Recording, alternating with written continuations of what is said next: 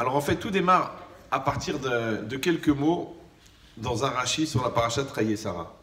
Puisque Chaye Sarah, évidemment, ça parle de la vie de Sarah. Donc c'est intéressant, quand c'est marqué Vayou Chaye Sarah, ils furent la vie, mais c'est au pluriel, de Sarah, mais Ashana, 100 ans, Ve'esrim Shana, 20 ans, Ve'sheva Shanim, et 7 ans. Tout le monde connaît ce pasouk, avec le questionnement, pourquoi c'est marqué une fois 100 ans, une fois 20 ans, une fois 7 ans. Bon, ça c'est Rashi. Après c'est marqué Shne Chaye Sarah, les années de la vie de Sarah. Maintenant, on ne comprend pas pourquoi c'est marqué au début, Vayou Chaye Sarah, ils furent la vie de Sarah, et à la fin c'est marqué à nouveau Shne Chaye Sarah, les années de vie de Sarah. On a compris qu'on a parlé de la vie de Sarah. Alors Rashi a un langage un peu spécial. Il dit Shene Chaye Sarah, les années de vie de Sarah, Kulan Shavin Letova. Elles sont toutes équivalentes pour le bien. Donc sous-entendu, Rashi a une question. Pourquoi est-ce qu'on a répété Chaye Sarah? Ça y est, on a compris. Quand c'est marqué au début Vayi Chaye Sarah, c'est bien. On a compris qu'on va parler de la vie de Sarah, la longueur de la vie de Sarah. Pourquoi rajouter à la fin Chaye Sarah? Alors Rashi, il comprend que c'est supplémentaire. Donc c'est pour donner un point important supplémentaire. C'est quoi? C'est que toutes ces années et toutes ces vies qu'elle a vécues, ils étaient Shavin Letova, équivalents pour le bien. Après, on va essayer de comprendre qu'est-ce que ça veut dire. Mais déjà, en soi, ce principe-là de Chaye Sarah, pourquoi on parle des vies de Sarah? On aurait dû dire la vie de Sarah. C'est quoi les vies? Même Chaim, c'est bizarre, c'est au pluriel. Ouais, comme Panim. Panim, ça veut dire le visage. Mais c'est au pluriel. Alors il y a deux manières. Soit tu veux dire parce qu'une personne elle a plusieurs facettes. D'accord? Plusieurs facettes. Tu vois, ton père, il est comme ça à la maison, comme ça au travail, comme ça avec les amis, comme ça avec les uns avec les autres. Donc on a plusieurs facettes. Il a une facette de coléreux, une facette de calme, une facette de tarboula, une facette d'honnêteté, une facette de religieux, de moins religieux. Donc combien il a de facettes une personne? C'est au pluriel. Et d'un autre côté, panim, c'est aussi pnim. Pnim, c'est l'intérieur. C'est que la face, elle est censée représenter l'intériorité de la personne. De la même manière, pourquoi on va dire qu'une personne elle a une vie? On peut dire qu'une personne elle a plusieurs vies. Oui, parce que tu as la vie de petite fille, tu as la vie de jeune fille, tu as la vie de fiancée, tu as la vie d'épouse, tu as la vie de maman, tu as la vie de belle-maman, de grand-mère. C'est plusieurs vies. Oui, la vie où tu es malade, la vie où tu es en pleine forme, le moment où tu es enceinte, le moment où tu es nida, le moment où tu es avec ton mari. Ça fait plusieurs, en fin de compte, on a combien de vies? On n'a pas une vie, on a plusieurs vies. Ouais. Surtout qu'on sait que le mot Shana, il veut dire l'année, et Shana, c'est aussi Shinoui. Shinoui, c'est le changement. C'est-à-dire que tous les ans, c'est une nouvelle année. Et Rosh Chodesh, ça veut dire le début du mois, mais c'est aussi Rosh Hadash, c'est une nouvelle tête. Et tous les jours, c'est Dafacher, c'est une nouvelle page. Panim Chadashot, on est une nouvelle personne. Tous les matins, quand on se réveille, Bria Chadasha, on est une nouvelle personne. Maintenant, toutes les secondes, Akadosh Baruch Hu, il refait le monde. Mechadesh Bechol Yom Tuvo Maaseh Bereshit. Donc en vérité, c'est une illusion de voir la continuité parce que tout est en changement. C'est pour ça quand on dit il faut vivre avec son temps, il faut vivre avec son temps, les gens ils croient que ça veut dire qu'il faut se mettre en mini-jupe, qu'il faut se raser la moitié de la tête, qu'il faut mettre un piercing dans le nez, des fois que quelqu'un voudrait te ramener à l'étable. Ouais, non, vivre avec son temps, c'est-à-dire vivre avec le temps qui bouge, parce que le temps il bouge. Vous savez que les enfants ont un défaut majeur, c'est qu'ils grandissent. Vous savez ça? Ouais. Les parents ils vieillissent, on ne veut pas qu'ils vieillissent. Allez papa, papi, tu viens m'aider, tu viens, on va bricoler. Il a 88 ans. En fait, tu veux pas qu'il vieillisse parce que tu as peur qu'il vieillisse. Alors tu veux pas le voir vieillir, mais c'est des temps. Comme les gens, ils font des opérations, ils mettent du silicone et du botox. Mais tu vieillis, c'est des étapes. Il y a une étape comme ça, une étape comme ça. Ouais. Toi, tu veux faire à 60 ans ce que tu faisais à 40, et ben le corps, il te dit stop. Moi, il n'y a pas très longtemps, mon corps, il m'a dit stop. Mais moi, je ne voulais pas l'écouter. Il m'explique très bien. Ouais, c'est la vie. Ça y est, il faut accepter. Tu n'as pas le même âge. Toi, tu dis, attends, les décalages horaires, les avions, les trains, les chalets de baba, les shalom bayt à 2 h du matin. Il t'a dit, va au lit. Tu l'écoutes, tu dis rien. Et ça te touche vraiment au cœur. D'ailleurs, c'est là que ça a touché. D'accord? Donc, c'est quoi l'idée? C'est que la vie, elle est comme ça. Ça s'appelle les vies. Chaim, Chaye, il y a plusieurs vies. Après, la question, elle est-ce que chaque vie, tu vas la vivre? Parce qu'il y a tellement d'occasions de passer à côté de sa vie. Tellement. Il y a une grave maladie déjà qui s'appelle Yahasra. Vous la connaissez celle-là ou non? C'est les gens qui vivent dans le passé. D'accord? Mais on était même obligé de créer pour eux une radio. Ça s'appelle Radio Nostalgie. Alors ça fait 42 ans ils ont quitté le Maroc. Ah, le Maroc. Ah, les fruits du Maroc. Ah, il a quitté l'Algérie. Aujourd'hui, par exemple, je ne comprends pas comment des jeunes qui sont nés en France, ah, les Algériens, le Maroc. C'est bizarre. Ça s'appelle Yahasra. Tu parles du passé. Pourquoi? Parce que c'est dur d'affronter le présent. Alors tu vis dans le passé. L'autre, le présent ne l'intéresse pas. D'accord? Parce qu'il ne faut rien à l'école, parce qu'il est paresseux. Alors il va dire, oui, moi quand je serai grand, moi quand je serai riche, moi je ne vais pas être un pecno, un fonctionnaire comme vous. Moi je vais gagner beaucoup d'argent. Écoute, essaie déjà d'avoir ton bac déjà. Parce que pour l'instant, tu as un doctorat de glandeur. Donc le jeune, le présent ne l'intéresse pas. C'est le futur qui l'intéresse. Ouais. Le vieux, le présent ne l'intéresse pas, c'est le passé qui l'intéresse. Alors qui c'est qui s'intéresse au présent? Vous me suivez ou? Donc en vérité, si on dit que la vie, c'est pas un long fleuve tranquille, ouais, la vie c'est une série de diapos, c'est des diapositives. Et chaque fois, tu dois répondre présent.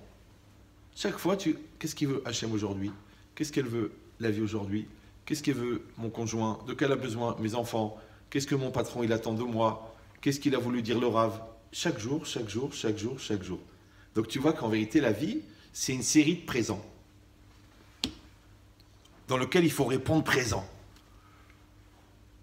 Cette logique-là, elle oblige la personne à considérer ce qu'il dit, par exemple, le Sforno sur le Passouk, quand Eke Ashereke, que d'après certains c'est un nom divin, il a dit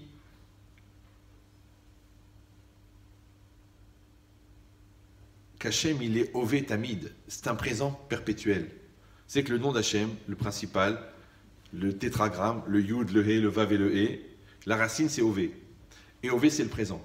D'accord? Comme il y a un Yud devant, il se décline en tant que Me'ave. C'est-à-dire qu'Hachem, il fait Ové c'est être, et c'est le présent. Et Yud, avec un Yud devant, c'est Me'ave. Alors on l'appelle le Shem Havaya. C'est-à-dire, ou Me'ave Kol Havayot, c'est lui qui fait être tout ce qui est. C'est-à-dire que tout ce qui est, ouais, EST, c'est fait par Hachem. D'accord? Mais si tu vas plus loin, tout ce qui est, c'est Hachem. Maintenant, si vous avez appris cette halakha du Shulchan Aruch, que quand vous voyez le nom d'Hachem, quand vous prononcez le nom d'Hachem, vous devez penser à Yahové Veillé, qu'Hachem il était, il est, il sera, c'est une halakha du Shulchan Aruch, ça s'appelle l'omniprésence de Dieu. Donc Hachem il est toujours présent. Ouais. Maintenant, si vous allez un peu plus loin, au lieu de dire que Dieu il est omniprésent, dites carrément que Dieu c'est le présent. Maintenant, dans la réalité, il y a quoi? Il y a l'espace et le temps. L'espace, comment ça s'appelle en hébreu? Makom. Et Makom, c'est un nom de Dieu. Baruch HaMakom. Ouais. Et le temps, c'est le nom de Dieu. Donc Hachem, c'est le temps. Donc Hachem, c'est le temps et l'espace. Donc en fait, Dieu, c'est le temps et l'espace. Dis-moi, tu peux trouver autre chose que le temps et l'espace? Donc la réalité qui est devant nous, c'est Hachem. Ouais. Quand on vient au monde, on vient avec une Neshama. La Neshama, c'est un peu comme une carte électronique dans laquelle sont préprogrammées, d'accord, toutes les situations qu'on va vivre. Pourquoi? Parce qu'elles sont inscrites dans le Mazal. Maintenant, ce n'est pas écrit dans la Neshama comment on va vivre ces situations. Est-ce qu'on va être sérieux? Est-ce qu'on va être des pauvres types? Est-ce qu'on va être des tzadikim? Est-ce qu'on va être des rechaïm? Ça, c'est pas marqué. Mais la situation, elle est marquée. Comme là, par exemple, ce soir. Là, vous êtes là, moi, je suis là. Ouais. Est-ce que vous avez la Emouna que depuis la création du monde, cette soirée, elle est prévue? Vous croyez en ça ou non?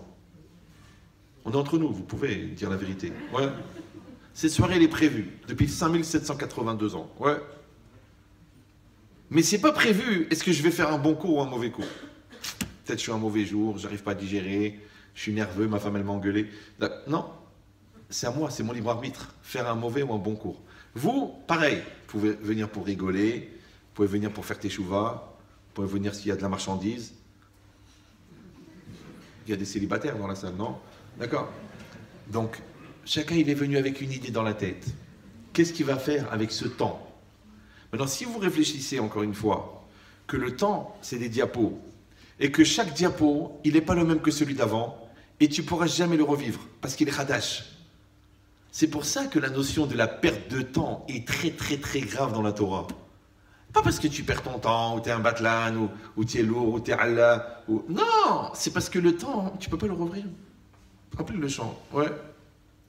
Dami menam rosrim, yami menam rosrim. Ouais, les gens ne reviennent pas. Mais ce n'est pas une idée comme ça philosophique, c'est une réalité. C'est-à-dire que le bon Dieu, il t'a donné un certain nombre de jours à vivre. Dans la Kabbalah, ça s'appelle les Nitzutzot, des étincelles. Il explique le Harizal que chaque jour, il y a une étincelle qui se dévoile. Cette étincelle, c'est quoi? C'est un morceau de ta Neshama qui, en se dévoilant, d'accord, réalise une réalité en face de toi. Maintenant, il y a cette réalité et toi. Et toi, on pose la question, qu'est-ce que tu vas faire avec? Tu veux faire un Kiddush Hashem ou un Chilul Hashem? Qu'est-ce que tu veux faire? Tu veux mentir ou tu veux dire la vérité? Ça s'appelle une épreuve. Mais l'espace d'application de l'épreuve, c'est la réalité.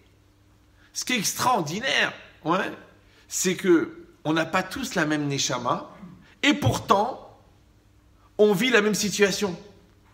C'est pas normal.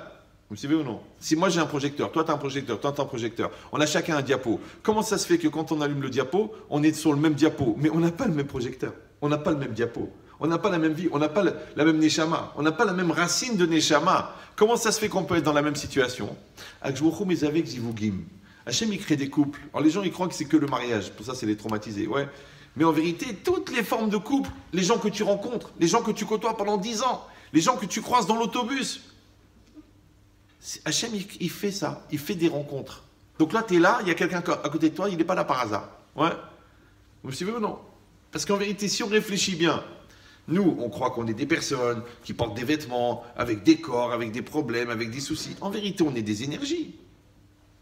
Au niveau physique, on est quoi? On est une masse de molécules. Et cette masse de molécules, elle est faite à 100% d'énergie. Donc en vérité, on n'est que de l'énergie. Maintenant, l'énergie organisée s'appelle la matière.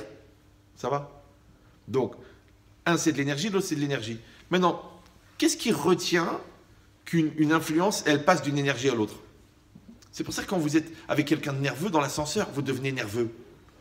Vous me suivez ou non? Quand quelqu'un ne vous aime pas, vous vous sentez mal. Et quand quelqu'un vous aime, vous vous sentez bien.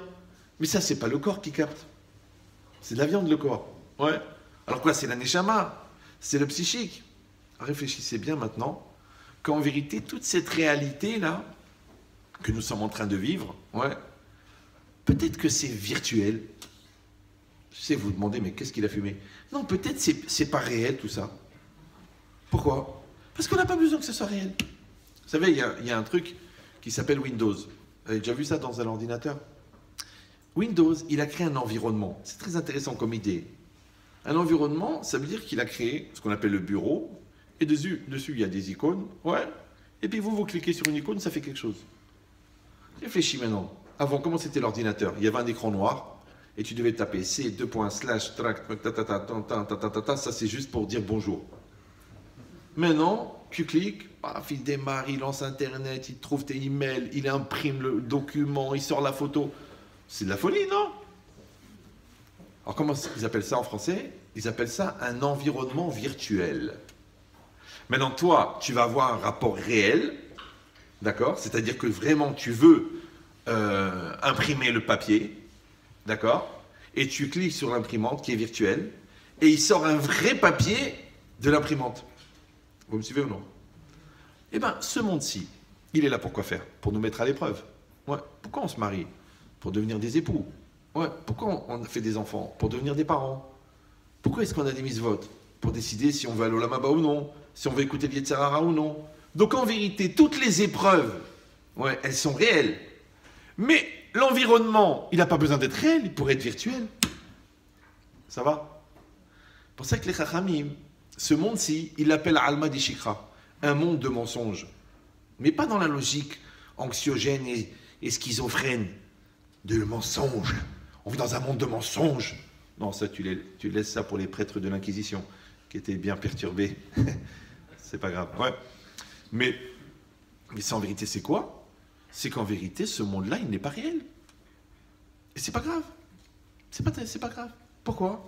Parce que ce qui compte, c'est d'avoir un rapport vrai avec le monde.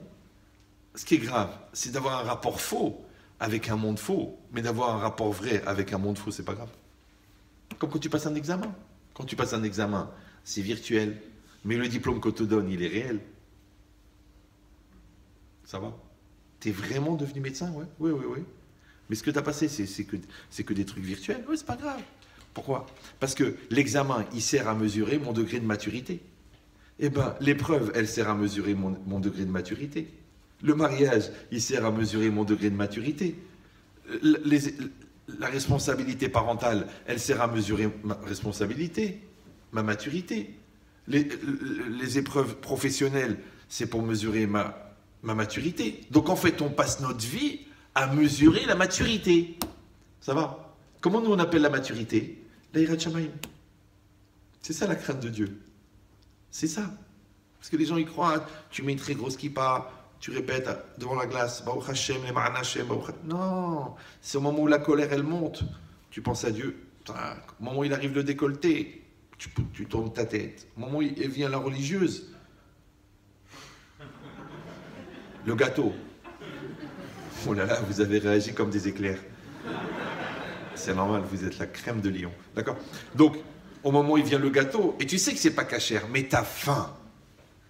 Tu dis, je vais faire une bracha avec les Shem Yichud Kudsha Berichou, avec les Yichud des Shemot, avec la Kavana de Rabbi Shimon Bar Yochai, mais il n'est pas cachère le gâteau. C'est ça ton épreuve. Comme l'autre, elle est extraordinaire.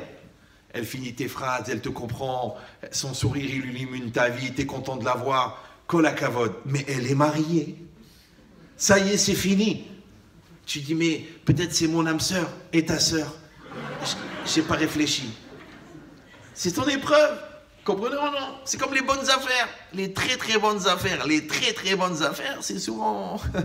Ça s'appelle, c'est une société qui s'appelle TDC. Vous connaissez ou non? TDC. Tomber du camion. Tu peux pas trouver des Nike à 10 €. Peut-être au marché de Villeurbanne. Ouais, mais tu sais très bien que c'est pas cachère. Où il est la facture? C'est une marque, Mshifhala. Elle est partie. Ouais. Mais tu le sais. Donc dans tout, c'est pareil. Ouais. Toute la vie, c'est un jeu entre je le sais, mais je le fais. Je sais, mais je le fais. Ouais. Tu sais pourquoi ta femme, elle fait la tête? Parce qu'elle sent pas ton amour. Et toi, tu dis, mais je comprends pas, j'arrête pas de lui dire. Oui, mais tu le ressens pas. Ouais, mais ça, elle le sait pas. Elle sait. C'est pareil ton mari. C'est pareil tout. C'est tous ces questionnements-là qu'un homme, il se demande si ça peut marcher, si je peux éviter, si je peux esquiver. Mais c'est un problème de maturité. Mais la maturité de quoi, là? T'es que le quoi? C'est que le bon Dieu, il te regarde. Ta neshama, elle est au courant. Donc jusqu'à quand tu vas esquiver? Donc ça s'appelle la crainte de Dieu. Parce qu'on a notre corps, on a notre cerveau. Dans le cerveau, on a la conscience. Et au-dessus de la conscience, c'est pas une antenne à l'envers pour capter, hein. C'est pour ne jamais oublier qu'il est là. Jamais tu l'oublies qu'il est là, jamais. Donc quand il te montre les nerfs contre ta femme qui t'a donné 6 enfants, tu dis, oula, il est là. Quand tu as envie d'insulter ton mari, parce qu'il a un quart d'heure de retard, tu réfléchis, il part à 7 h du matin, il rentre à 9 h du soir, il a eu 2 impayés d'1 million d'euros aujourd'hui. Peut-être je ne vais pas lui parler des vacances aux Seychelles maintenant. Je vais attendre un peu. Ouais, combien de fois il peut mourir par jour? Et dans tout, c'est pareil. Donc réfléchis bien maintenant, que tous ces nisyonotes, toutes ces épreuves, toutes ces situations, en vérité, c'est quoi? C'est des vies. C'est des vies. Donc railler, c'est normal que ça soit au pluriel. Parce qu'à chaque fois, on va te demander de répondre vivant. Et qu'est-ce que tu fais, toi? Regarde bien. Tu fais le mort. Tu te dis, bon, mon amour, il faut qu'on parle. Excuse-moi, il y a le match et tout ça, c'est difficile. Ou j'ai le dafayomi. Écoute, il faut qu'on parle. Ah, mais je peux pas, j'ai le dafayomi. Tu fais le mort. Tu dis, mais c'est le dafayomi. Tu fais le mort avec le dafayomi. Maintenant, si elle te dit qu'elle doit parler, c'est qu'il y a quelque chose de grave, de sérieux. Il faut s'asseoir, il faut parler, il faut poser les choses. Il faut qu'on trouve une solution avec nos 2 cerveaux. On doit le faire ensemble. Ah non, non, non, non, non, moi j'ai pas envie. Mon père, il s'occupait jamais. C'est toujours ma mère qui faisait tout. Ok, mais elle s'est pendue. C'est vrai. Donc les bébés, on les fait ensemble, on les assume ensemble. On les éduque ensemble. On pleure ensemble, on s'énerve ensemble, on s'arrange ensemble, c'est normal. C'est pour ça qu'il faut un père et une mère, parce qu'il faut le père, les facettes du père et les facettes de la mère. De la manière que physiologiquement, il y a des éléments dans l'enfant qui viennent du père et des éléments qui viennent de la mère. Psychologiquement, il y a des éléments du père et de la mère. Ouais. Et bien spirituellement, il y a des éléments du père et de la mère. Au niveau de la pédagogie, il y a du père et de la mère. Au niveau de la tréha, il y a du père et de la mère. C'est normal. C'est comme ça. Donc ça veut dire que quand tu réfléchis, toi, que la vie, elle te pose une question avec un enfant et qu'on est les deux concernés, la siyata d'Ishmaïa, l'aide divine, elle va venir justement parce qu'on s'implique les deux. Donc quand moi je dis c'est ton problème, il va toujours manquer la moitié. Essaye de prendre une voiture à 4 roues et d'aller en vacances avec 2 roues. Mais avec la motivation. Mais le garagiste, il dit, il vous manque 2 roues. Tu dis, oui, mais j'ai la motivation. Ça ne marchera pas. Il faut 4 roues. Le vélo, il a 2 roues. Vous suivez ou non? Il faut un père et une mère. Il faut de la discipline et il faut de l'amour. C'est comme ça. Il faut de la crainte de Dieu et il faut des attentions. C'est comme ça. Le système, il est comme ça. Maintenant, à chaque fois que tu veux toucher le système, il ne marche plus. C'est pour ça que Bereshit, ça commence par un bête. C'est pas pour dire à qui ça s'adresse. Restez calme. En plus, Bereshit, quand vous rachetez un noun, ça fait Benchetrit. Donc ça commence à devenir ambigu. Ouais. Donc Bereshit, pourquoi? Ça commence par un bête, parce que c'est la dualité. Il y a l'homme et la femme, il y a l'eau et le bas, il y a le chaud et le froid, il y a l'essentiel et le superficiel. En vérité, la dualité, le pluriel, c'est ça qui crée le mouvement. Même en physique, c'est quoi le mouvement? Vous prenez la définition du mouvement physique, c'est une pression sur une masse. La masse, elle pèse 25 kg. Vous faites une pression de 25 kg, ça bouge. Donc, à l'intérieur, il y a Yetzara, Yetzeratov. Tac, le côté enfant, le côté adulte. Dr Jekyll et Rav Hyde. Donc, automatiquement, il y a du pluriel. Donc, ça bouge. Maintenant, réfléchis, toi. Toi et la réalité, c'est du pluriel. Donc, ça bouge. Vous me suivez ou non? Maintenant, ce qui te dérange, ou ce qui te fait plaisir, ce qui te vexe, ou ce qui te fait évoluer, eh bien, toutes ces photos-là, toutes ces situations s'appellent la vie. C'est pour ça que c'est au pluriel. Et à chaque fois, tu dois être vivant dans chaque vie. Vous savez combien de millions de vies? Combien de millions de vies? Ouais. Or, pour être vivant, il y a 3 éléments. 1, un acte, c'est un marassé. 2, une kavana, une conscience. 3, une volonté. Il faut les 3. S'il manque la volonté, il y a juste la conscience, d'accord? Et l'acte, eh bien, il n'y a pas de motivation, parce qu'il manque la volonté. Des fois, il manque la conscience. Genre, j'avais la tête ailleurs, j'étais pas concentré, j'étais immature, je ne me rendais pas compte de ce qui se passait, j'ai manqué de présence d'esprit. Ça ne marche pas non plus. Et s'il n'y a pas d'acte, on est dans le monde de l'acte. Oh la maman, assez, il faut des actes pour faire bouger le système. Il faut faire quelque chose. Donc on a besoin des 3 en même temps. Quand tu as les 3 en même temps, tu t'appelles vivant. Même dans la vision médicale. Quand quelqu'un il a, l'oralino, un électrocardiogramme plat, un électroencéphalogramme plat, il est mort. Il est mort. En Europe, si le cœur y bat et que le cerveau s'est arrêté, en Afrique, si le cerveau s'arrête et le cœur bat, il est considéré comme mort. C'est pour ça que dans les cadavres qu'ils utilisent en médecine pour disséquer, souvent c'est des corps de couleur. Parce qu'en Afrique, ils sont déjà considérés comme morts. Donc n'allez pas vivre en Afrique, hein, parce que sinon vous risquez de faire avancer la science.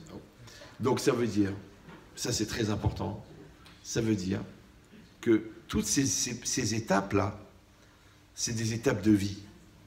Or, comment quelqu'un il est vivant? Parce qu'il contient une neshama. Comment on dit la neshama?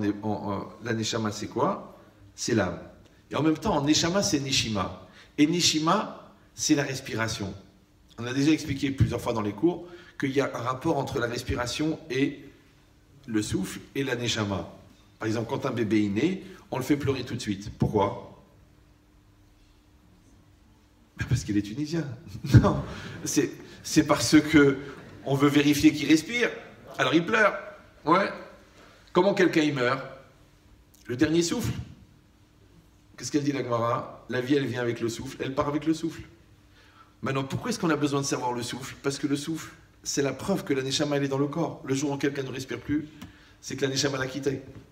Maintenant, puisque la volonté, elle vient de la neshama, on dit Aratson Nover me neshama, donc, et que le souffle, c'est la représentativité de la volonté, donc c'est normal que pour apprendre à maîtriser la volonté, on t'apprend à maîtriser ton souffle. Donc la femme qui accouche, on lui apprend à respirer. Les chanteurs, on leur apprend à respirer. Les darshanim, les orateurs, on leur apprend à respirer. Les chefs d'entreprise, on leur apprend à respirer. On soigne avec la respiration. Ouais. Donc cette logique, c'est quoi? C'est qu'il y a un rapport maintenant entre la volonté et le souffle. Maintenant, le nombre de souffles qu'on va souffler dans notre vie, il est déjà calculé. Oui. C'est pour ça qu'il ne faut pas gaspiller son souffle. Quand quelqu'un respire, en vérité, il expire et il inspire. Maintenant, quand vous inspirez, ça oxygène les muscles et le cerveau. C'est pour ça que vous êtes fort au moment de l'inspiration. Au moment de l'expiration, vous êtes en faiblesse parce que vous avez moins d'oxygène dans le corps. Maintenant, puisque le monde physique, il représente le monde psychologique et le monde spirituel, donc quand vous êtes en phase d'expiration, c'est une petite mort. Parce que comment quelqu'un meurt, le dernier souffle, c'est un soupir. Il est mort. Ouais. Ça veut dire qu'à chaque fois que tu soupires, tu meurs un peu. Et à chaque fois que tu inspires, tu reprends de la force. Vous me suivez ou non? Donc il y a l'inspiration, et comme l'inspiration, elle envoie de l'oxygène, donc elle donne de l'inspiration. C'est pour ça que la Gemara, elle dit qu'il faut toujours étudier dans un endroit qui est aéré, parce que le cerveau, c'est un gros consommateur d'oxygène. Donc les gens qui ont moins d'oxygène, ils peuvent moins réfléchir. Maintenant, il y a des gens qui n'ont pas besoin de beaucoup d'oxygène. C'est pas grave. S'ils ne réfléchissent pas, c'est pas grave. Ouais. Mais il y a des gens, non, ils ont besoin. Et l'expiration, eh ben, c'est que l'air, il sort, et c'est la fin. Il y en a un, il a pris sa belle-mère, il dit, tournez-vous, mamie, tournez-vous, tournez-vous. Alors sa femme, elle a dit, pourquoi tu fais tourner ma mère? Elle dit, je cherche la date d'expiration.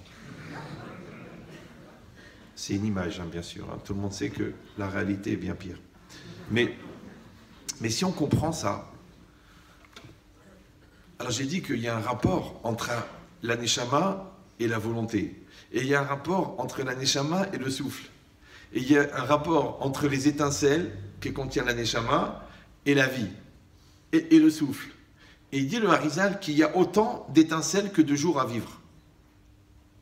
Vous me suivez ou non?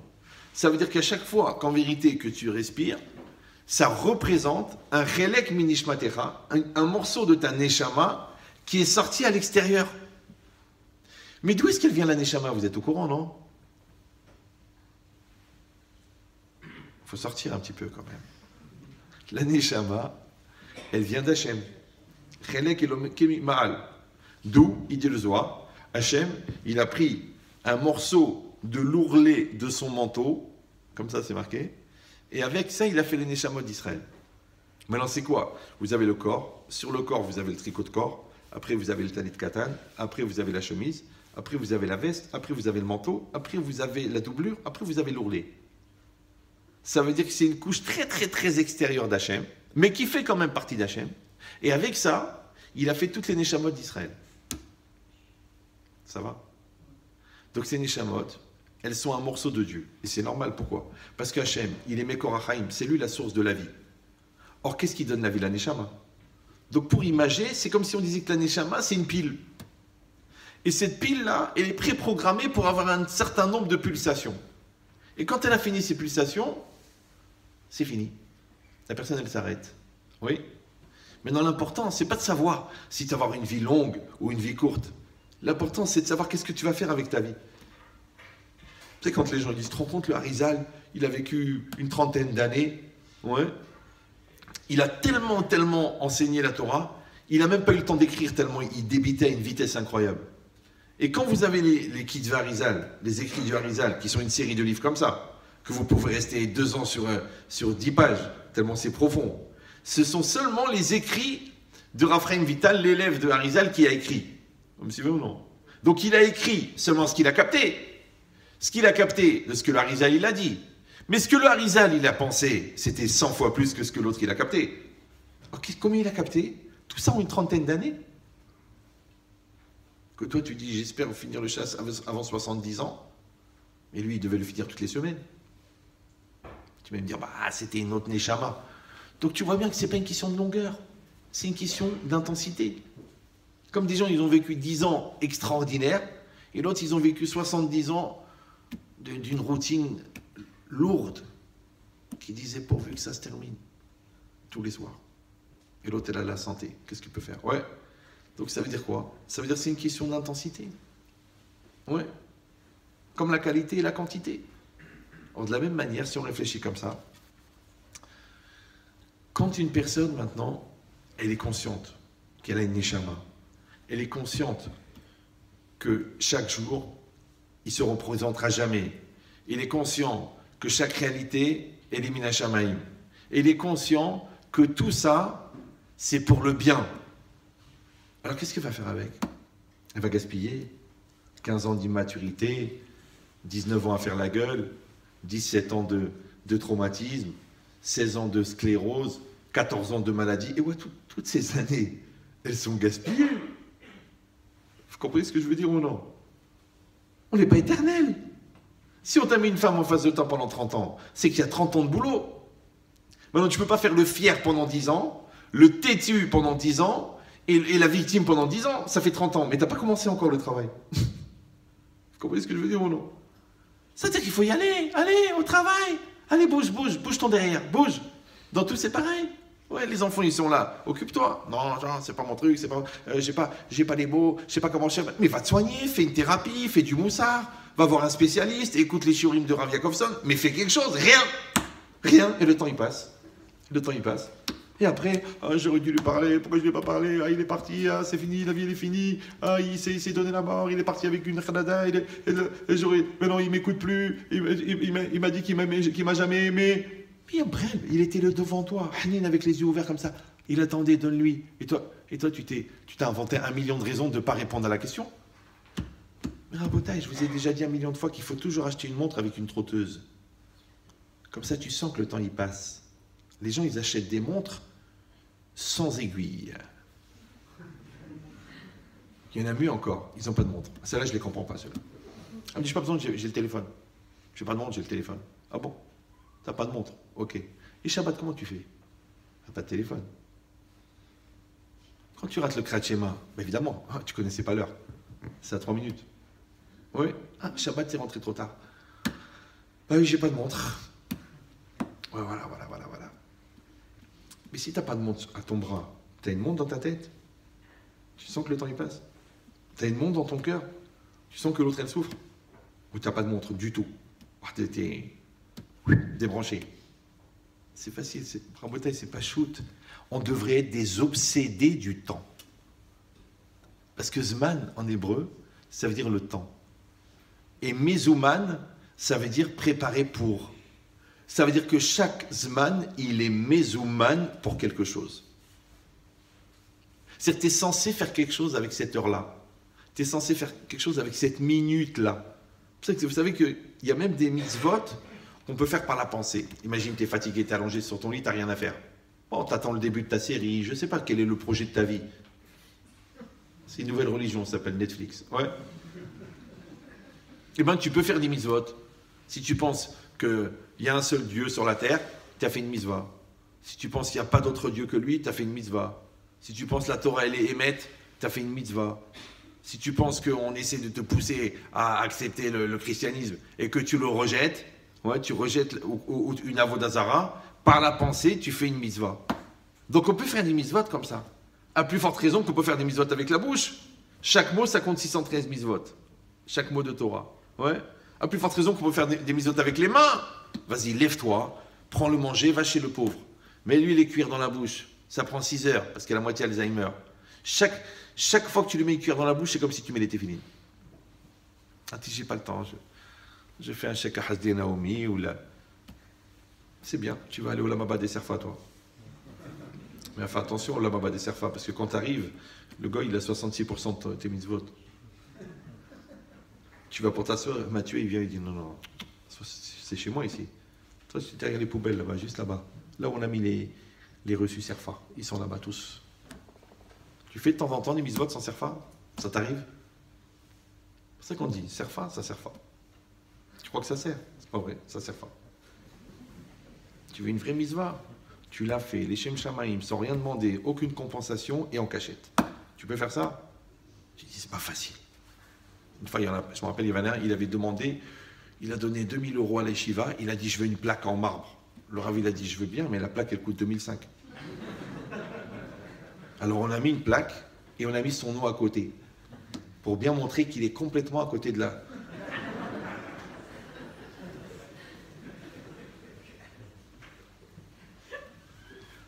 Ça va? Il y a un temps de réaction quand même. Hein? Il paraît que c'est la grossesse qui fait ça. Donc, qu'est-ce que ça veut dire? Ça veut dire que, encore une fois, il y a un rapport entre la neshama et le temps. Puisque chaque situation, c'est quoi? C'est une étincelle. Et l'étincelle, au départ, elle est dans la neshama. Et on vient au monde avec le nombre d'étincelles qu'on a en nous. Donc le nombre de jours qu'on va vivre. Et ces jours-là, ils sont représentés par le souffle. Et le souffle, c'est un morceau de la neshama. Alors écoutez bien ce que je vous dis maintenant. Une personne, c'est un corps. D'accord? C'est de la viande organisée plus ou moins harmonieusement selon le mazal pondéral de chacun. Ok. C'est aussi une personnalité. Une personne, mon prénom, ma façon d'être, ma façon de penser, c'est ma personnalité. C'est un psychique. Et à part ça, c'est une neshama. D'accord? Qu'est-ce qui se passe? Quand la neshama, elle lâche un morceau d'elle-même qui va traverser mon psychique, qui va traverser mon physique et qui va arriver dans ma réalité, cette énergie-là qui sort de la neshama, elle s'appelle un morceau de Dieu. Ça va toujours. Cette énergie, quand elle arrive au niveau du psychique, elle s'appelle la volonté. Elle va faire exister ma personnalité, puisque je fais ce que je veux. Mais en même temps, c'est elle qui fait bouger mon corps, puisque c'est cette énergie de vie qui, quand elle rentre dans le corps, elle s'appelle la motivation. Donc la neshama, elle fait vivre le corps, la personne et Hachem. Ben oui, parce que si c'est un morceau de ma neshama qui s'exprime, et que ma neshama, c'est un morceau de Dieu, donc en vérité, à travers ma vie, Dieu, il existe. Ça va? Parce que sinon, vous ne pouvez pas comprendre pourquoi est-ce que si un Ben Israël, il fait des avérotes, c'est Hilul Hashem. C'est une profanation du nom de Dieu. Ouais. Et si il fait des mitzvot, c'est un Kiddush Hashem. C'est une sanctification de Dieu. Mais quel rapport? Moi, maintenant, moi, Dieu, il est gentil, je l'adore, il est bien. Mais j'ai envie de faire des bêtises. Ça me concerne à moi. Ok, je l'ai fait, je l'ai kiffe et je vais prendre la trécha. Mais pourquoi ça va polluer Dieu? Pourquoi ça va salir Dieu? C'est bizarre, non? Vous me suivez ou non? Oui, non, oui. Mais à Botaï. Parce que la seule manière pour Dieu d'exister dans ce monde, c'est à travers les bénis Israël. Ben oui. Parce que nous, on le fait exister. C'est ça l'association qui est entre Dieu et les hommes. C'est-à-dire que quand je mets les téphilines, ouais, je fais exister Hachem dans la mitzvah de téphilines. Maintenant, Hachem, il a dit mais Dieu, il ne met pas mes téphilines à moi. Quand moi je les mets, c'est comme si en faisant la volonté de Dieu, c'est comme si j'ai fait quand j'ai fait la Torah, j'ai fait la volonté de Dieu, et comme un homme existe en exprimant sa volonté, Dieu existe parce que sa volonté se fait dans le monde. Comment ça s'appelle? Le kavod. Comme vous, par exemple, vous me laissez parler, c'est gentil. Vous pourriez me couper la parole, me dire casse-toi, dégage. Non, vous m'écoutez. Hanin, ils sont gentils les Lyonnais. Ouais. En vérité, vous êtes un peu intéressés parce que vous voulez savoir ce que j'ai à dire. Donc vous me faites le kavod. Le kavod, c'est le fait de donner à l'autre le droit d'exister. Donc qu'est-ce qu'elle dit la Gemara? Elle dit, elle a dit, Amar Hashem, Kol ha'olam lo nivra ela lirvodi. Ce monde n'a été créé que pour mon kavod. Oh, toi, tu dis, waouh, le bon Dieu, il veut son kavod. Mais non, le kavod, ça s'appelle le respect, ça s'appelle la gloire. C'est l'espace dans lequel la volonté s'exprime. Vous me suivez ou non? Donc, quand tu respectes quelqu'un, tu lui crées un espace dans lequel sa volonté s'exprime. Quand tu fais kavod à ta femme, tu la fais exister. Quand tu fais kavod à ton mari, tu fais exister. Donc, quand tu fais kavod à Dieu, tu fais exister. Maintenant, quand toi, tu mets ta volonté de côté pour faire la volonté de Dieu, tu fais exister Dieu. Maintenant, comment ça s'appelle faire exister Dieu? Ça s'appelle Giloui Shechina, le dévoilement de la présence divine. Et ça s'appelle le Kiddush Hashem, la sanctification de Dieu. C'est pour ça que dans une maison où il y a la bagarre, où il y a les nerfs, où il y a du satan, où il y a des insultes, où il y a des mains courantes et la police, il n'y a pas la Shekhinah. Parce que la Shekhinah, c'est la présence divine. Or, la présence divine, elle passe par quoi? Par la Neshama de l'homme. Donc, quand moi, j'exprime la bonne volonté spirituelle, et toi, t'exprimes la bonne volonté spirituelle, la communion de nos deux volontés spirituelles crée la présence divine. Mais si moi, j'exprime mon Satan, et mes nerfs, et ma gava, et ma maroquinerie, ma tuniserie, ma lourdeur, et toi, t'exprimes tes nerfs, ta susceptibilité, ta méchanceté, ta perversité, il n'y a pas d'Hachem, là. Il n'y a pas de Shalom. Shalom, c'est un nom de Dieu. Oui. Mais ils sont deux cousins. Il y a Has et Shalom. C'est Has et Shalom. Ouais. Donc là, c'est Has. C'est Has qui s'est exprimé. Oui. Et la dégénérescence de Has, c'est Hasra. C'est la grande Hasra. Maintenant, les gens, ils ne comprennent pas. Oui, vous ne le connaissez pas. Il est fou, elle est folle. C'est trop difficile. On s'est marié trop vite. Arrête. Tu es un gamin. Tu l'as senti qu'il fallait se taire, tu as parlé quand même. Toi, tu as vu qu'il était fatigué, tu l'as piqué. On est au gagne. Jamais ils vont grandir, les gens. Moi, j'écoute ça toute la journée. On dirait que c'est une mitzvah d'être mal. Parce qu'il y en a des chassidim. Hein. Mais un plus que l'autre. Hein. Je vais surenchère de bêtises. Mais tu sais qu'il n'est pas comme ça, ton mari. Pourquoi tu exiges de lui qu'il devienne ce que tu voudrais qu'il soit? Parce que c'est lui que je veux aimer. Mais tu ne peux pas aimer un absent. Donc, au lieu d'aimer celui qu'il est, tu aimes celui que tu aurais voulu qu'il soit. Mais comme il ne l'est pas, tu es déçu. Et comme tu es déçu, tu es aigri. Et comme tu es aigri, tu es méchante. Comme tu es méchante, tu es laxative. Et lui, quand on le fait laxativer, il envoie des pics parce qu'il ne se sent pas aimé. Et toi, tu lui renvoies parce qu'il ne t'a pas donné ce que tu voulais. On dirait que le cerveau, c'est une option. Il y en a qui, quand ils ont coché les options, ils n'ont pas mis cerveau. Ils ont mis estomac, susceptibilité, lourdeur, bêtise, entêtement, psychorigidité, mais ils n'ont pas mis cerveau. Parce que s'ils mettaient le cerveau, ils régleraient les problèmes. La preuve, c'est qu'avec les couples des copains, ils leur disent ce qu'il faut faire. C'est bizarre. Maintenant, un jour, si Dieu veut, après 10 ans de mariage, allez, 15 ans, allez, 20 ans, les mahmirim, 30 ans. Jamais tu te dis, mais c'est quand même bizarre que ça ne marche pas tous les deux, qu'est-ce qui se passe? Toi tu es sociable avec le monde entier. Moi, je suis sociable avec le monde entier. Tout le monde nous dit, mais quelle midot, quelle gentillesse, quelle hninout. Et les deux, c'est le feu. Apocalypse Now. Le Vietnam tous les soirs. Mais c'est normal, parce que c'est ta mitzvah, Yabrel.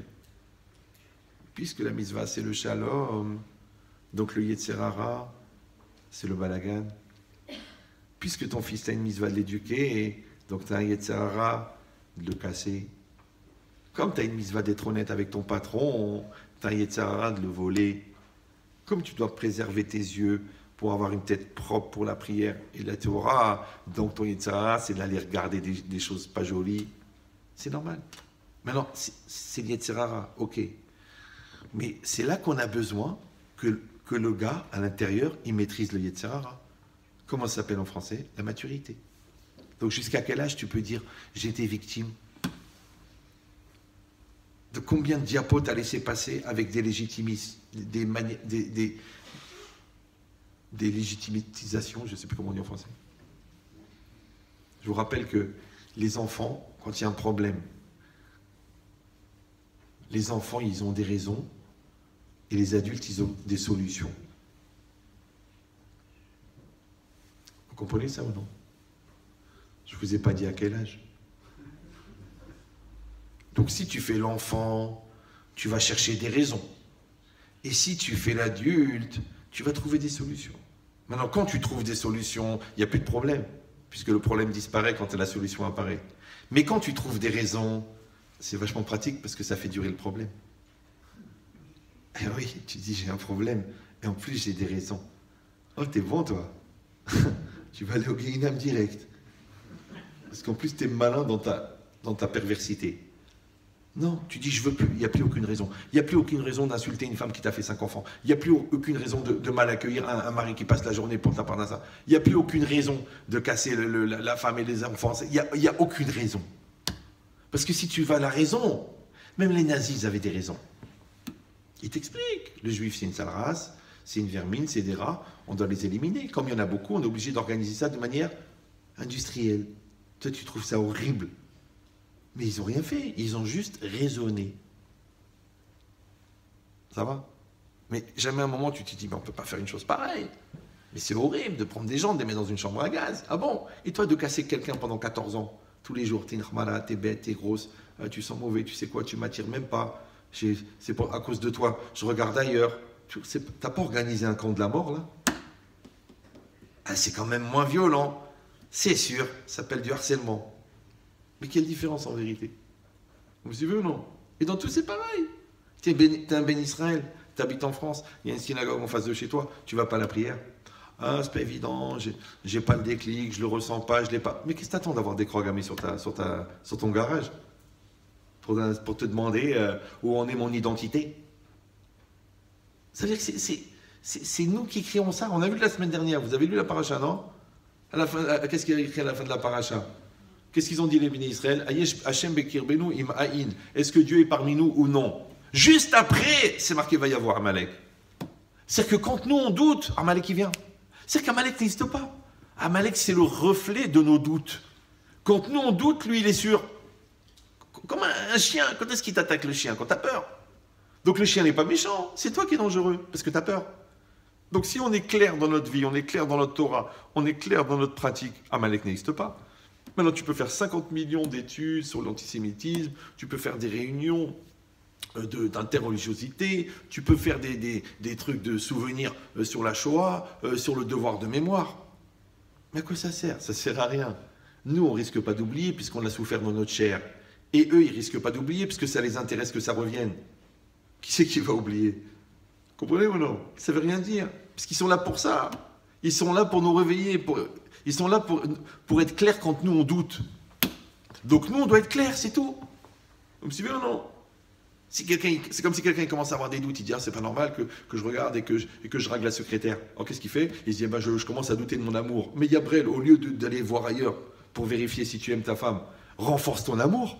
Sors avec elle, partez à Venise, fais des kiffs, je sais pas moi, emmène-la en voyage, écris-lui des lettres, apprécie, fais la liste de ses qualités. C'est-à-dire, au lieu de renforcer l'amour, tu augmentes la fracture, mais t'es monté à l'envers, toi. Tu vois que l'enfant, il a fait des bêtises. Qu'est-ce que tu fais? Tu l'insultes, tu le frappes, tu le jettes de la maison. Mais non, prends-le dans tes bras, puisqu'il a fait des bêtises pour se faire remarquer. Il t'a convoqué à l'école, t'as pas été. Il t'a convoqué au commissariat, t'as dit c'est un voyou. Mais la prochaine fois, il va te convoquer à l'hôpital. L'enfant, il te convoque. Vous comprenez? Toute la vie, c'est pareil. Eh bien, le bon Dieu, il te convoque. Il t'envoie des choses. Tiens, tu dis un petit avertissement, t'envoies un cours. Ah, c'est marrant, c'est sympathique. Fais tchouva. Tu dis non, c'est bon, ça va, attends, je suis venu pour rigoler. Ok. Et il t'envoie un premier commandement, un deuxième commandement. Avancez-y. Partir détenteur. Oui. Quand tu arrives à 613 commandements, tu ne te poses pas des questions. Quand l'inspecteur fiscal, il s'appelle la mort, tu ne te demandes pas. Il est venu avec son collègue de la foi. Tu les mets l'un à côté de l'autre, tu dis la mort de la foi.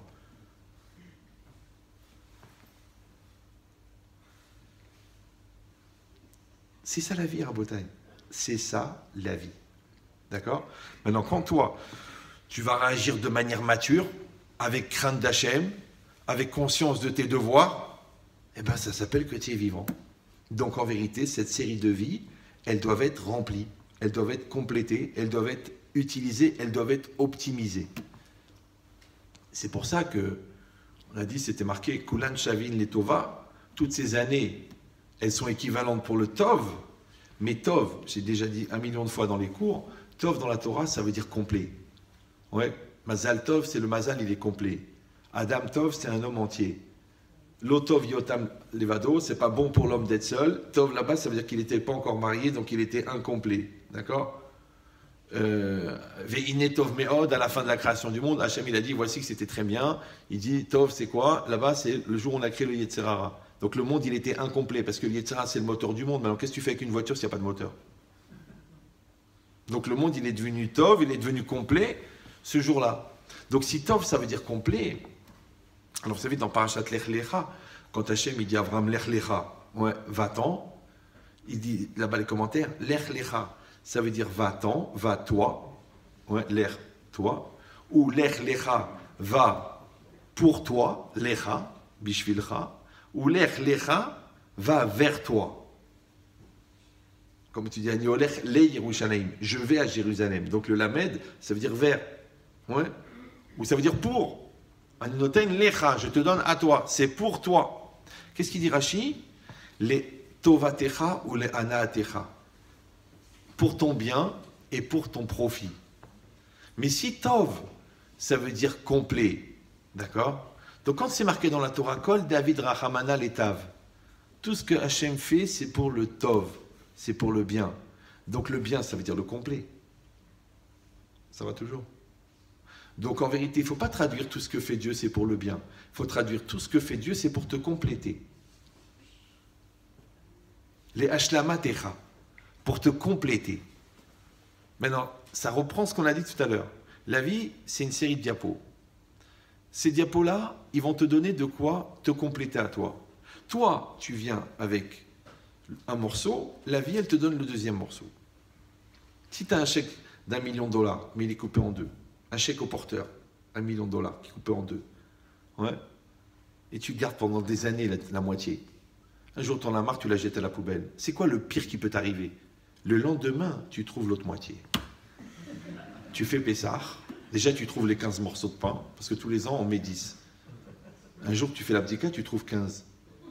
Tu dis, ils viennent de quelle année, ceux-là?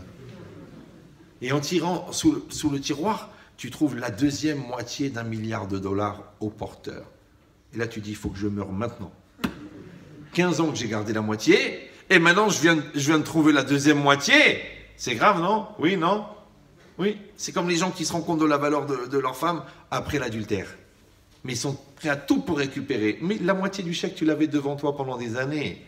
Maintenant que tu l'as jeté, tu retrouves l'autre moitié. Toute la vie, c'est comme ça. Ouais. C'est genre, après que les enfants ils sont partis de la maison, tu commences à lire des livres sur l'éducation. Et ouais, bah, tu as un problème avec le temps, toi. Après le dépôt de bilan, tu dis, allez, je prends un comptable. Allez, on y va. On a marre de faire de vendre sans facture et de ne pas payer l'URSSAF. Allez, on fait les choses sérieusement. Non, mais ça y est, on a déjà déposé le bilan. Pourquoi les gens y vivront différés? Quel intérêt de voir le match après qu'il est déjà passé? Tu ne peux pas revenir sur le résultat. Donc vous avez compris. L'etovatecha, Hachem il a dit à Abraham, lech lecha l'etovatecha, va vers ta moitié. Oui, va grandir. Alors comment quelqu'un y grandit? Grâce à la vie. Qu'est-ce qu'elle donne la vie? Des épreuves. Des épreuves, c'est quoi? C'est des occasions de compléter ta personne. Comme j'ai dit 1 million de fois, quelqu'un il vient au monde avec un diamant brut, un très beau diamant de 124 carats. C'est bien. Ouais. Vous vous rappelez, vous avez offert un truc d'1 carat. Là, c'est 124. C'est une marque. C'est Stabos, ça s'appelle. C'est énorme. Ouais. Maintenant, ce diamant-là, il est brut. On va le tailler. Toute la vie, on taille le diamant. Qu'est-ce qu'il a, le diamant? Il a des facettes. Comment on dit les facettes en hébreu? Panim. Vous sentez là avec le début du cours là? C'est les facettes du diamant. Maintenant, à chaque fois qu'on taille une facette, le diamant il va être plus brillant. Parce que plus il y a de facettes, plus il brille. Donc quand quelqu'un veut être une personne brillante, il y a 3 solutions. Soit il s'appelle Danny.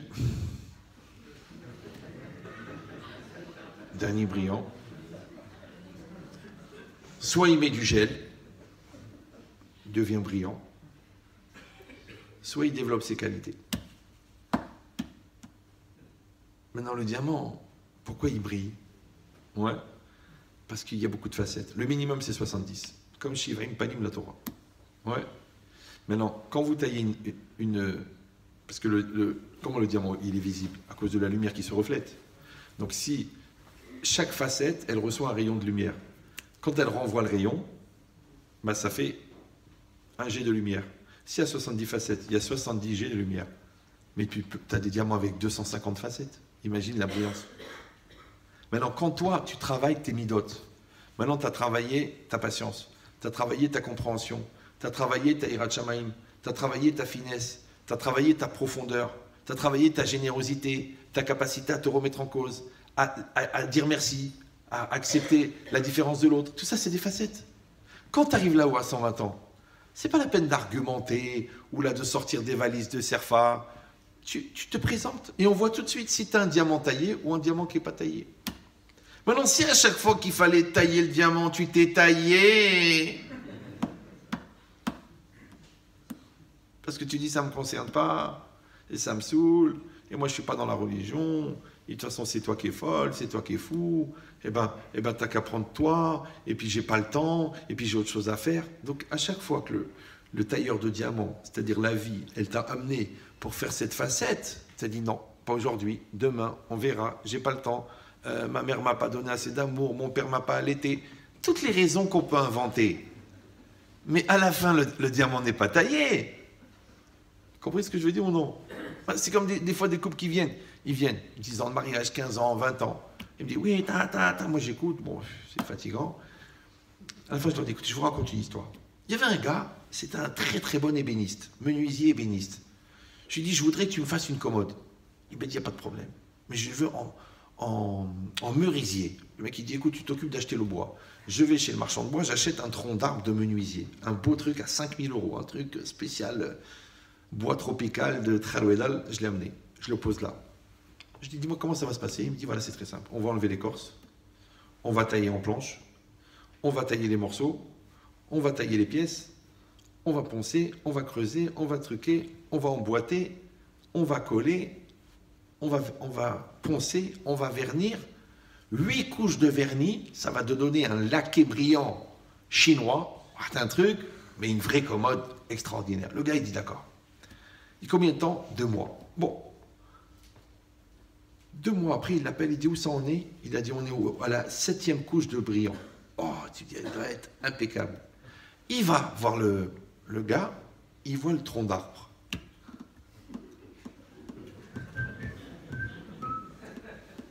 Il lui dit, excuse-moi, la commode que je t'ai demandé. Il dit, oui, on est à la 8e couche de brillant. Mais il y a le tronc d'arbre là. Bon, il aurait dû se méfier parce que le nom de la société, c'était Mytho. Vous comprenez ce que je veux dire ou non? C'est que les gens, ils viennent. Ils disent, ouais, il est comme ça, il est comme ça, il est comme ça, il est comme ça. Il m'a fait ça, sa famille, sa race, les Tunisiens, les Marocains. Et moi, je vois un tronc d'arbre. Où il est le travail? Où il est le travail? Vous comprenez ou non? Où ils sont les efforts? Tu l'as fait avec la Torah, tu l'as fait avec les Midot, tu l'as fait avec un médiateur, tu l'as fait avec un psychologue goy. Mais vous avez fait quelque chose? Rien. C'est encore avec le tronc d'arbre. Donc, les mêmes engueulades que la première semaine, après 42 ans de mariage, c'est encore le tronc d'arbre. Et maintenant, tu viens, tu me dis, ah, vous ne la connaissez pas, c'est parce que j'ai vécu. Mais évidemment, parce que pour légitimer une telle nullité, il en faut des dossiers. Tu comprends? Tu arrives un quart d'heure en retard. Tu peux avoir une bonne raison. Mais quand tu arrives 42 ans en retard, c'est pas un mot qu'il faut amener. C'est une thèse de 400 pages. Maintenant, il y a des gens, ils arrivent tellement en retard. C'est pas le train qui est parti, c'est la gare. Ils arrivent, ils disent, attends, mais il y avait une gare. Il y a un petit libraire, il est là-bas depuis 1921. Il dit, excusez-moi, monsieur, je dois prendre un train à 10h47, mais c'est marqué place de la gare. Je vois pas la gare. Il dit, mais monsieur, la gare, elle a été détruite il y a 14 ans. On a fait un supermarché. Il n'y a pas de gare, il n'y a pas de gare. Le mec, il est tellement en retard, c'est la gare qui est partie. Elle est belle ou non? Non? Elle est magnifique. Dommage que vous ne la compreniez pas. Franchement, j'ai une gueule à faire des blagues, moi. Le problème, c'est que des fois, quand tu te réveilles, il n'y a plus d'espoir, il n'y a plus d'amour, il n'y a même plus de patience. Il n'y a plus rien. Et toi, tu viens, tu dis, j'ai écouté un cours de Ben Chetrit, je veux qu'on s'arrange tous les deux. Et voilà, la gare, elle est partie. La gare, elle est partie. Tu n'as pas compris encore? Donc, soyez malin, tant que la gare, elle est là. Prenez le train. Arrêtez de faire les fiers. Arrêtez de faire les Allah. Rentrez dans la gare. Vous dites bonjour à la guichetière. Bonjour madame. Je suis content de vous avoir épousé. Merci pour ces beaux enfants. Bracha pour cette maison. D'avoir supporté ma mère pendant 17 ans. Vas-y, drague la guichetière. C'est pas grave, c'est ta femme. Et toi, le client, serre-le bien. Parce que c'est grâce à lui que la gare, elle tient. Alors, gare à toi. Si tu veux pas arriver au bout du chemin de fer. Parce qu'après, les gens, ils n'arrivent plus à décider, ils n'arrivent plus à choisir. C'est normal, c'est une gare de triage. Donc c'est logique. Et ben, c'est dans tout, c'est pareil. Ouais. C'est que le jour où tu vas comprendre que ce qui t'énerve, ce qui te dérange, ce qui te saoule, ce qui te prend les nerfs, en vérité, c'est ce qui t'oblige à grandir. Essayez de faire de la musculation avec des haltères en polystyrène. Même si vous en faites pendant 10 ans. Vous dites, attends, les muscles, ils n'ont pas bougé. Où il est Schwarzenegger? Mais Schwarzenegger, Yabrel, il faisait des développés couchés à 160 kilos. Toi, tu prends du polystyrène. En plus, avec une vidéo, comme ça, tu as le rythme et la musique. Mais c'est du polystyrène, Yabrel. Donc, si tu fais semblant de travailler les midotes, les muscles, les midotes, elles ne grossissent pas. Si tu fais semblant de faire les mitzvot, même la perruque, elle devient saoulante. Si tu fais semblant de travailler ton couple, eh ben tu dis, mais on a les mêmes engueulades que d'habitude. Vous n'allez jamais au bout du problème. Prends des vrais haltères. Maintenant, comment tu sais que l'haltère, elle est vraie? C'est pourquoi? Ça fait mal. Ah, tu dis là, ça fait mal à la gave hein, de s'excuser. Hein. Ça fait mal à l'entêtement hein, de dire, tu veux qu'on rediscute? C'est dur. Ça fait mal à la maroquinerie hein, de se lancer dans les matières plastiques. Quand tu as la tête dure comme du cuir, de semelle. Tu sens que ça fait mal, c'est bien. Tu sens que ça fait mal quand tu étudies, tu as mal à la tête, c'est bien, ça veut dire que tu commences à étudier. Vous me suivez ou non? Elle est loin la synagogue, tu as mal aux pieds, c'est bien. Ça va faire capara sur toutes les nuits que tu as passées en boîte à te faire mal aux pieds. Après tu dis, ouais, mais il fait pas très beau, c'est pas grave. Ah ben, tous les coups de soleil que tu as pris dans les plages mixtes, ça te fait une capara. Donc en vérité, qu'est-ce qu'on fait? On essaye de compléter les manques que nous avons en nous. C'est pour ça que le manque, c'est l'Yetzer Hara, ouais, et que la mitzvah, c'est de compléter le manque. Maintenant, qu'est-ce qu'ils font les gens? Au lieu d'essayer de compléter le manque, ils essayent de combler le manque. Mais il ne faut pas le combler, celui-là. Donc, dans la spiritualité, il faut compléter. Mais dans la matérialité, il ne faut rien donner. Et tu vas dire, on ne peut pas rien donner. On est quand même des êtres vivants. T'en fais pas. Quand je dis rien, il reste assez pour attraper du cholestérol, du diabète. Ça, c'est quand les gens disent, mais j'arrête le sucre. C'est-à-dire, ils prennent du Coca Light. Mais après, ils prennent des chocolats. Ils disent, pas de charcuterie, mais 9 parts de pizza. Mais toujours la même ashgacha. Rav calories. Et Rav cellulite. Ceux-là, ils mangent. Les autres, ils ne mangent pas. Il est très religieux. Donc, c'est quoi l'idée? L'idée, c'est qu'on accepte qu'Hachem, il a créé tout ça pour qu'on ait rendez-vous avec nous-mêmes. Et nous, on va au rendez-vous. On y va. Ouais. C'est pour ça que quand le Gaon de Vilna, il était en train de mourir, alors il a pris ses tzitzit. Il a dit, ici, dans ce monde-là, pour 3 pièces, on peut acheter des tzitzit. Dans l'autre monde, on ne pourra plus. C'est fini. D'accord? On ne pourra plus faire les mitzvot. Quand on a annoncé à Moshe Rabbeinu qu'il allait mourir, il a dit, je veux rentrer en Eretz Israël. Pourquoi? Pour aller sur la plage d'Ashkelon, pour manger un falafel à Natania. Non, parce qu'il voulait les mitzvot d'Eretz Israël, qu'il ne peut pas faire en dehors d'Eretz Israël. C'est-à-dire que la personne qui a compris que l'appétit de vie, il vient de la Neshama. Donc tu ne peux pas avoir une faim spirituelle et prendre la nourriture matérielle. Pourquoi il y a 29 millions de personnes en France qui prennent des antidépresseurs? Vous savez ou non pourquoi? Parce que la société de cons de consommation. Elle te fait croire que si tu as un nouveau téléphone, ou si Dieu veut, tu survis jusqu'au solde, ou que tu peux participer à une vente flash.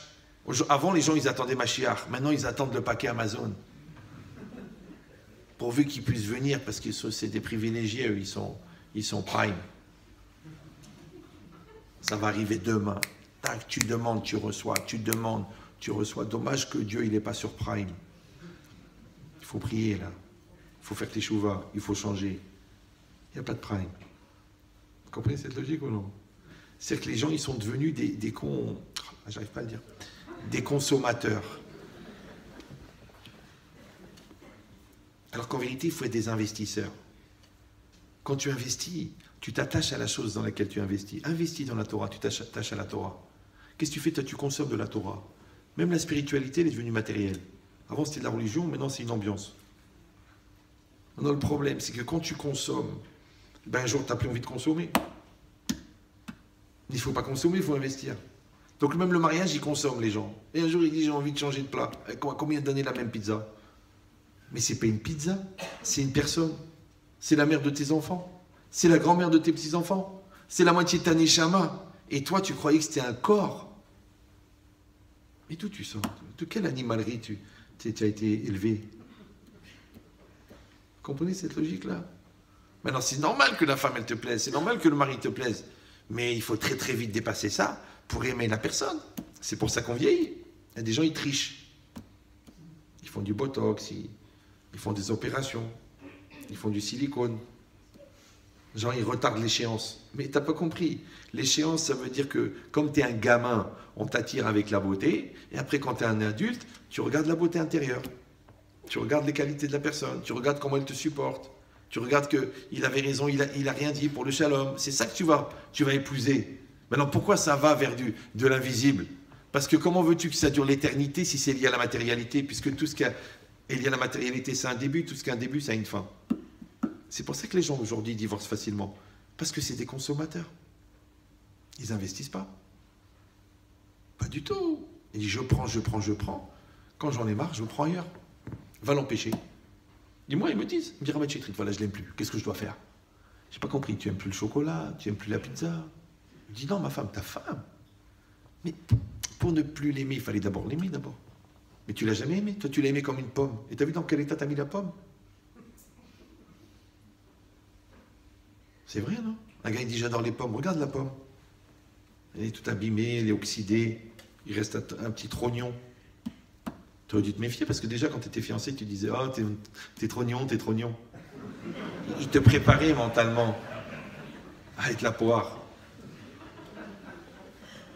Non, c'est très grave. C'est pour ça qu'il ne faut jamais laisser les garçons vous toucher. Je dis ça pour les célibataires. Jamais ils touchent. Tu dis, mais je vais toucher pour vérifier que tu existes. Il n'y a pas. Mais je vais pour exprimer les sentiments. Non. Je veux ressentir ton amour. Non. C'est une preuve d'amour. Non. Rien. Rien de chez rien. Mais on n'est pas religieux. Encore plus. Bah oui, parce que quand tu tombes d'un toboggan, tu descends de 3 mètres. Mais quand tu tombes d'un avion... Donc, quand le gars il insiste vraiment, qu'il te dit écoute, Jennifer, ça fait 1 an qu'on est ensemble, tu sais, je suis un homme, j'ai des besoins, de toute façon je t'aime, tu seras la mère de mes enfants, donc il faudrait qu'on vérifie si tout fonctionne, si on est bien, si je t'apporte du bonheur. Alors tu le regardes bien dans les yeux comme ça, tu lui dis de la part de Ben Chetrit. Il dit oui ma chérie, crève. Tu lui dis de ma part, crève, étouffe-toi, toi et ta mère. Je vais te donner mon corps parce que tu as des petits besoins équatoriaux. Va te soigner, va faire de la chassidoute, va. Yahmar. Eh bien vous savez, je m'excuse de vous le dire parce que vous allez penser que j'exagère, mais ça fait 30 ans que je donne ce conseil. Jamais une fille elle est venue me dire « Eh ben il est mort ». Il meurt pas. Ben maman, le Yetzirara, il est éternel, il va pas mourir. Par contre, si toi tu fais la bêtise, il y a quelque chose qui est morte dedans. Tu vas le savoir. Et toi, c'est pareil. Tu lui as fait ça à elle. Comment on dit en yiddish? Khalat al-denia. Mais là, encore une fois, pour respecter ça, il faut respecter la vie. Vous me suivez ou non? Il faut respecter la personne. Il faut respecter Hachem. Il faut respecter la neshama de la personne. Il faut respecter le Tselem Elohim. Devant toi, tu as peut-être la maman du Mashiach et tu veux l'utiliser pour tes besoins personnels, même si vous n'êtes pas religieux. Mais vous n'êtes pas des animaux quand même. Toute la vie, c'est pareil. Ouais, tu voles au téléphone. Tu dis, mais c'est pour la parnassa. Mais qu'est-ce que tu crois, toi? Tu crois que dans l'argent volé, il y aurait une bracha? Tu vas nourrir tes enfants? Ils disent les chassidim que les enfants, ils font un daverot parce qu'on les nourrit avec de l'argent volé. Je comprends pas, ton père, il n'a jamais gagné plus que le SMIC. Et alors? Ton frère, il est médecin, toi, tu es avocat, l'autre, il est Talmid Chacham, et le Rosh Yeshiva, vous avez manqué de quelque chose? Non. Mais vous avez mangé du kasher. Et l'autre, il prend 12 000, 15 000 euros par mois. Mais cet argent-là, il va faire quoi avec? Des bêtises. Comprenez ou non? C'est qu'avant, ils savaient, même quand ils n'étaient pas religieux, ils savaient, ça on le fait, ça on le fait pas. On ne fait pas ça. C'est pas cachère, tu mens, tu triches, c'est pas bien. Aujourd'hui, c'est au contraire, une magouille plus tordue que l'autre. On dirait que le moteur, il est monté à l'envers. Mais il n'y a pas de bracha, tu n'as pas compris qu'il n'y a pas de bracha, c'est pas une question de quantité. Tu fais 100 000, 200 000, 1 million d'euros, mais il n'y a pas de bracha. Tu vas être en prison, tu vas avoir des gars sur la tête. À quoi ça sert tout ça?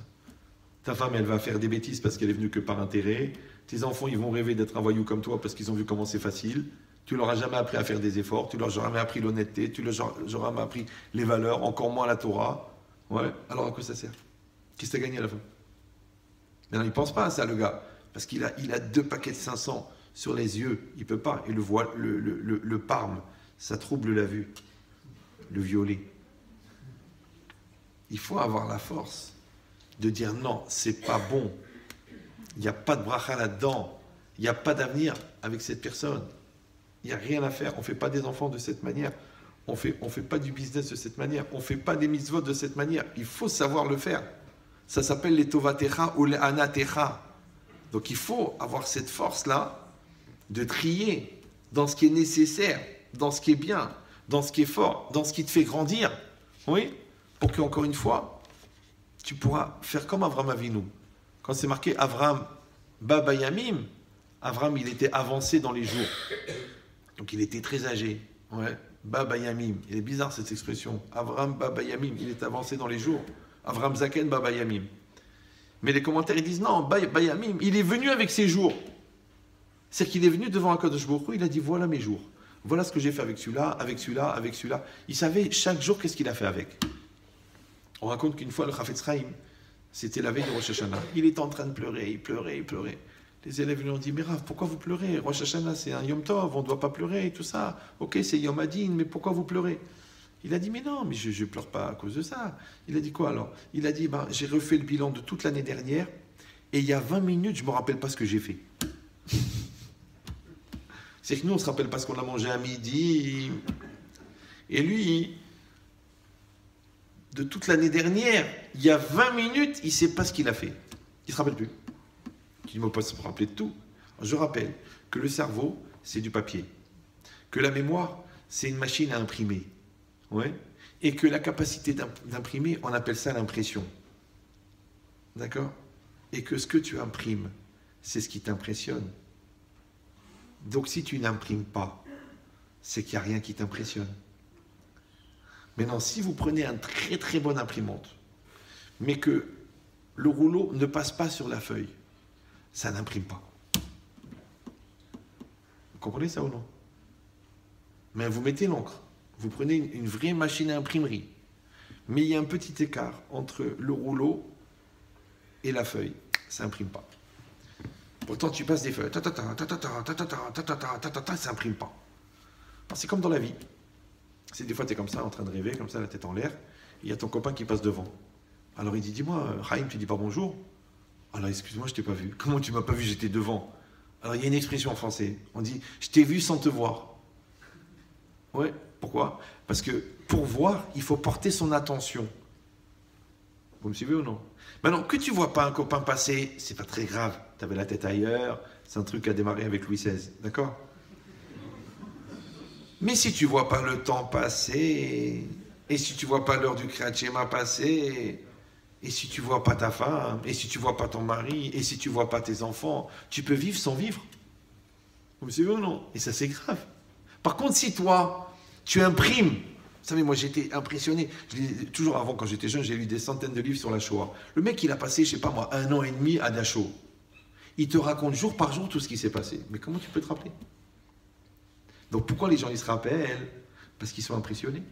Tu prends un petit vieux qui n'est pas Alzheimer, ouais. Il a 94 ans, il te raconte les ruelles d'Oujda. Chaque pierre de chaque mur de Fès. Ouais. Et tu lui dis, papy, ce Shabbat, tu te rappelles, on était à Malherbe. Je ne me rappelle plus, mon fils. Excuse-moi. Pourquoi? Parce que quand tu es jeune, tu t'impressionnes, tu imprimes. Quand tu es vieux, c'est la routine. Tu t'impressionnes plus. Ça va? Maintenant, nous, vous savez que le cerveau, il enregistre tout ce qu'on vit, vous savez, non? Tout ce qu'on vit, c'est imprimé dans le cerveau, tout. Le problème, c'est qu'on a une espèce de lourdeur entre la mémoire intérieure et la mémoire extérieure. Donc, pour ramener ce qu'on a dans la mémoire intérieure, on a du mal.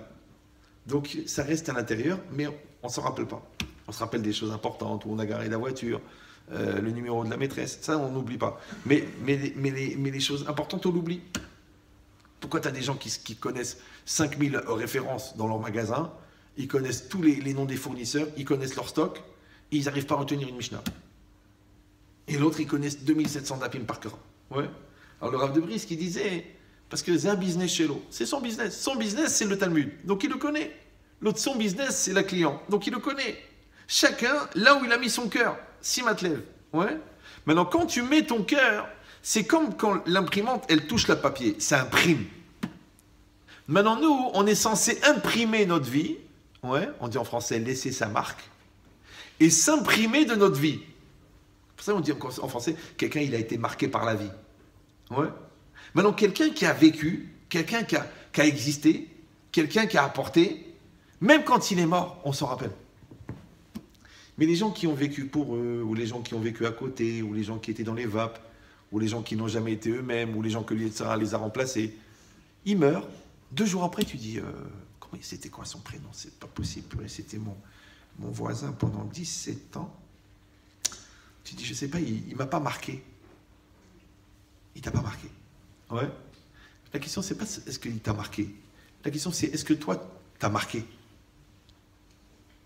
Alors les goïms, ils veulent marquer leur siècle, ils veulent marquer la postérité, ils veulent leur tresse de main sur une avenue à Los Angeles. Ouais. Mais la question, est-ce que toi, t'es marqué, toi?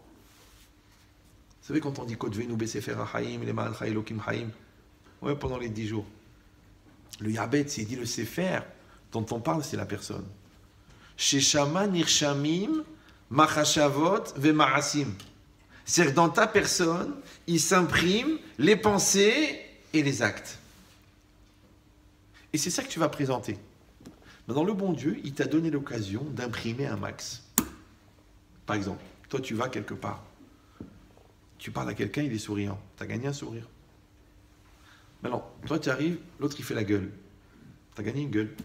Une fois, quelqu'un m'a dit ça. Il m'a dit, Rabbi Chetrit, je comprends pas. À chaque fois, je rentre à la maison, tout le monde fait la tête. Ma femme, elle pleure. Les enfants, ils sont nerveux.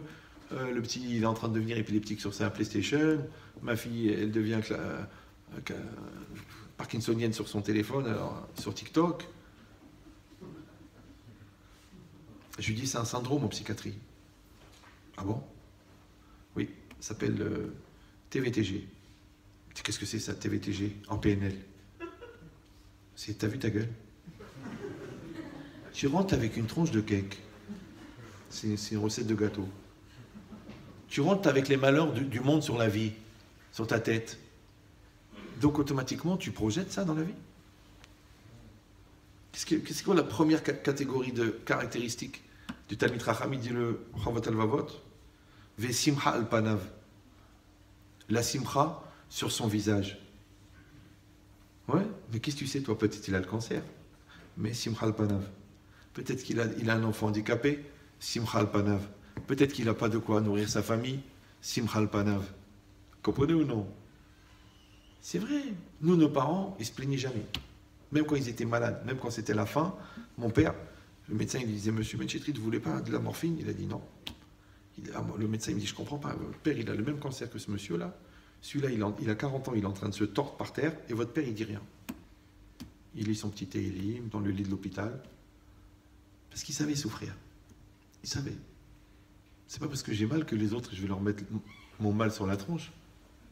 Alors que les gens aujourd'hui, ils n'ont rien, mais ils te font souffrir comme ça. Ils disent, bon, ben, c'est pas grave, comme ça on partage. Ouais. Mais ils n'ont rien. Mais oui, mais quand même, ça fait du bien de voir que tu es solidaire. Mais de rien.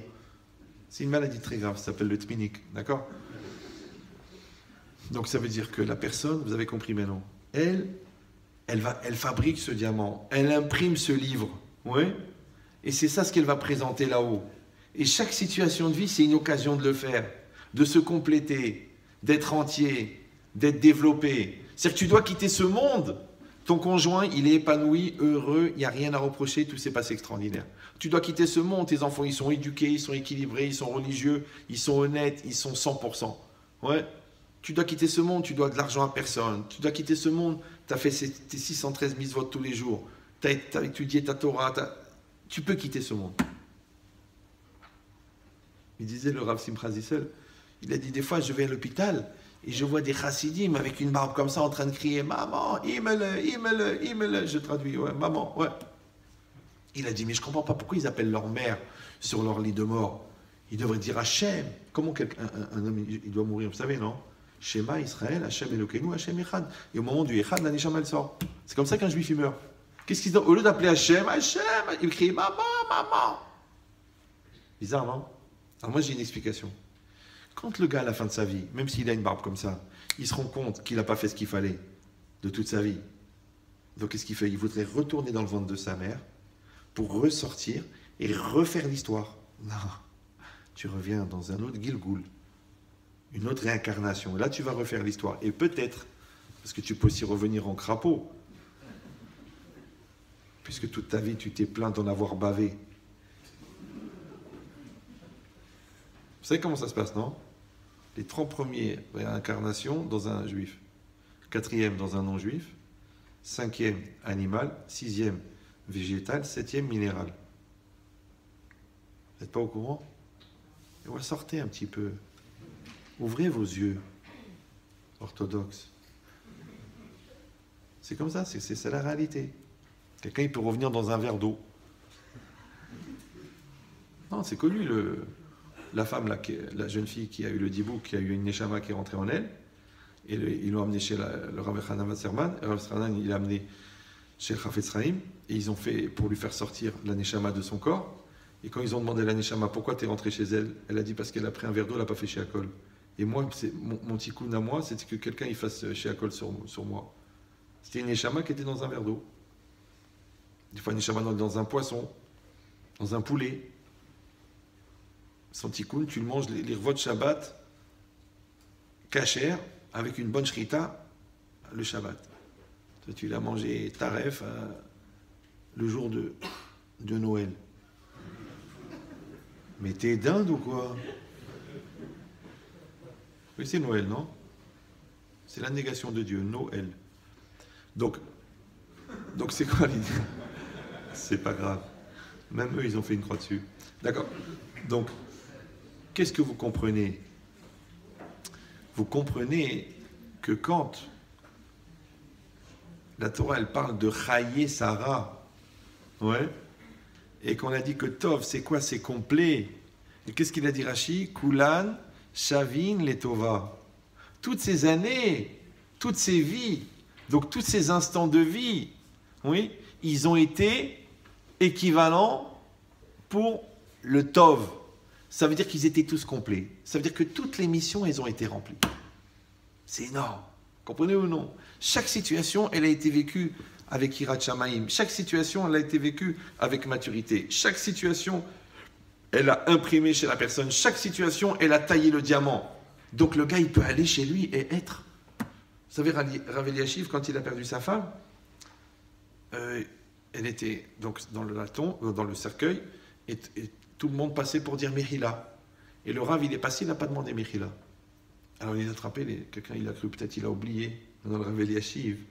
Il a peut-être fait 250 fois le Shulchan Arour dans sa vie. Tu crois qu'il va oublier une halakha comme ça? Alors ils lui ont dit, Mechila, Ravlo, Bikesh Mechila, n'a pas demandé Mechila à sa femme. Il a dit, j'ai rien à demander Mechila. Jamais j'ai fait de la peine, jamais j'ai dérangé, jamais j'ai... Lui, il peut dire ça, lui. Qui c'est qui peut dire ça? Vous comprenez ou non? Donc ça veut dire que quelqu'un, même s'il va, ça va être pas évident, et même s'il fait la moitié, c'est pas grave, il doit avoir cette ambition-là. Parce que dire, Chayav Adam Loma, un homme est obligé de dire, Matai Yagiu Maasai le Maasai Avotai. Avram, Yitzhak et Yaakov. Quand est-ce que mes actes vont arriver au niveau des actes de Avram, Yitzhak et Yaakov? Tu dis, mais tu rigoles ou quoi? Toi, tu espères arriver au niveau de Avram, même l'âne de Yitzhak, tu ne vas pas être. Quel est ton halom? Ils disent les commentaires, non, on ne t'a pas demandé d'être Avram et d'être Yitzhak et d'être Yaakov. Non, de la même manière que Avram, il a été au bout de son potentiel, toi aussi, va au bout de ton potentiel. Maintenant, si toi, tu es quelqu'un de simple et que tu te réalises entièrement, tu es mieux qu'un gars qui a un très grand potentiel et qui réalise un dixième. Parce que le potentiel, c'est une valeur chez les enfants. Tu dis, ah, c'est quelqu'un qui a un grand potentiel. Mais un vieux qui a un grand potentiel, c'est catégore, c'est accusateur. Parce que jusqu'à quand on peut vivre avec un potentiel? Oui, même si au fond c'est quelqu'un de bien. Est-ce qu'on peut côtoyer quelqu'un avec un scaphandre? Sous prétexte qu'au fond il est bien. Au fond. Donc c'est pareil. En vérité, vous avez compris maintenant que la vie, quand quelqu'un il en a compris la valeur, quand il a compris ce qu'on peut faire en 3 minutes, qu'on peut faire en 2 heures, ce qu'on peut faire en 10 ans, comment il va faire pour gaspiller ça? Là-bas dans les livres des camps de la mort, il disait des fois, vous savez, les barrières étaient électrocutées. Pas électrocutées, électrifiées. Et il a dit des fois on croisait des gens, nous on avait le dos à la barrière, et eux on voyait qu'ils allaient vers la barrière, avec un regard fini, ça veut dire le gars c'est fini, il va mourir. Ils allaient pour mourir. Parce que non seulement qu'ils allaient être électrocutés, mais en plus qu'il y avait un trait par terre, s'ils dépassaient, les Allemands ils tiraient. Genre tentative d'évasion. En vérité, ils s'amusaient à tirer pour tuer. Il a dit des fois on croisait quelqu'un comme ça, maintenant lui il allait pour mourir, et nous on le regarde. Maintenant on est dans les camps de la mort. Vous avez compris ou non? Ça veut dire c'est la fumée qui sort du four, la cheminée, les morts par terre, le monde entier qui s'en fiche. Donc c'était vraiment une situation très très dure. Comme ça il raconte. Il a dit on regardait la personne et nos regards ils se croisaient pendant une seconde. Et dans ce regard-là, on disait au gars ne leur donne pas ça, ne leur donne pas cette victoire. Et le gars il tournait et il s'éloignait. C'est tu peux donner l'espoir en une seconde avec un regard. Tu peux donner la vie avec un regard. Imagine qu'est-ce que tu peux faire avec des mots. Tu parles avec quelqu'un sincèrement, avec amour, avec fraternité, mais tu peux le sortir de la dépression. Aussi bien que 40 séances de thérapie, que l'autre, en fin de compte, il prend un chèque. Alors que toi, tu le fais gratuitement, tu t'occupes de lui. C'est qu'est-ce qu'il a fait une fois Rabbi Aaron Monsonego.